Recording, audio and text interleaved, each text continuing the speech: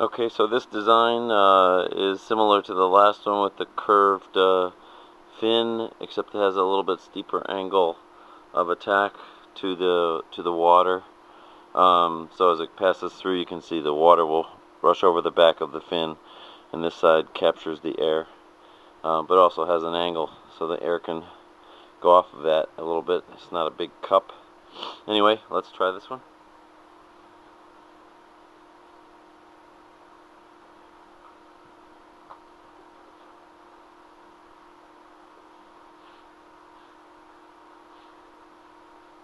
Seems to get stuck spinning, and it moves a little bit to the side. This particular design has enough of an angle to it that as the wind pushes on it, it forces it to the left. This sort of the forces of the wind on this are perpendicular to here and here. Try that one more time.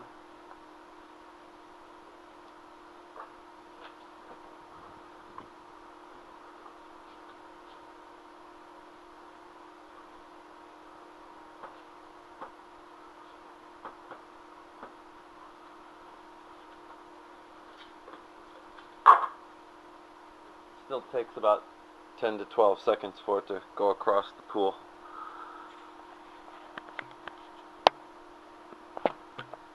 Now, for comparison purposes, it's good to let this cylinder go through the water all by itself. Just blow on it to see how long it takes to go across the pool. Typically, when I blow on it, it lines up this way at the end because it eventually gets straight and the wind goes down the side of the tube. But I'll try to keep it as perpendicular as I can. But it takes a little bit longer to go across the pool, just as a floating body.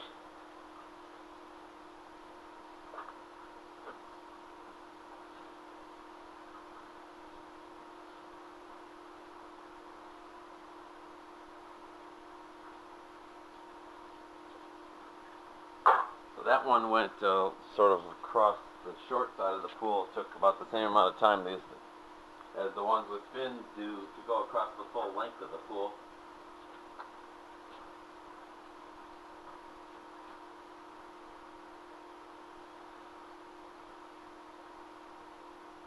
But you can see that the cylinder itself just floats across the surface of the pool, and the wind that blows on the top of it is pushing it forward. So it's hard to deconvolve the motion of the cylinder without the fins and with the fins, but it's good to see the difference there.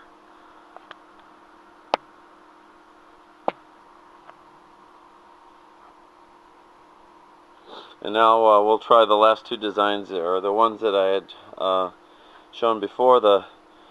In green, with curved fins that go the full length of the tube, and they're integral to the body. They're not attachments or inserts.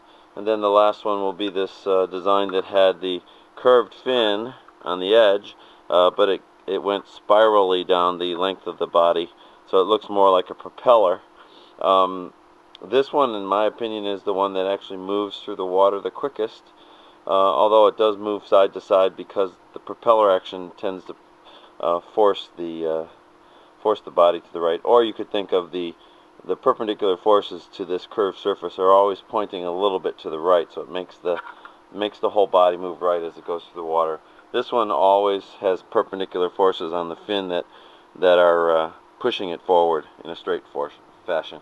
So we'll do both of these in order, and I'll show you how it works.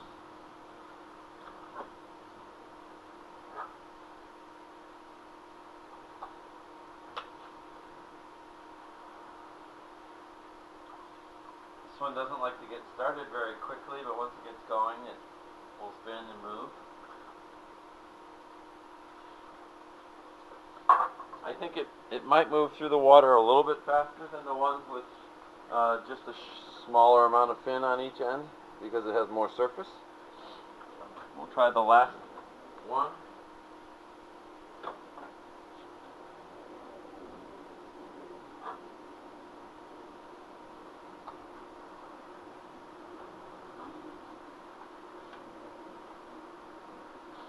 see that one actually moves across the water fairly fast because it's, I think it always has forces on its surface. It doesn't have any point in its spinning that if you feel any extra friction. It has about the same amount of friction at all times because the same amount of the fins is always in the water. So it doesn't have a herky-jerky motion to it. Try that one more time. And you can see that it moves to the right.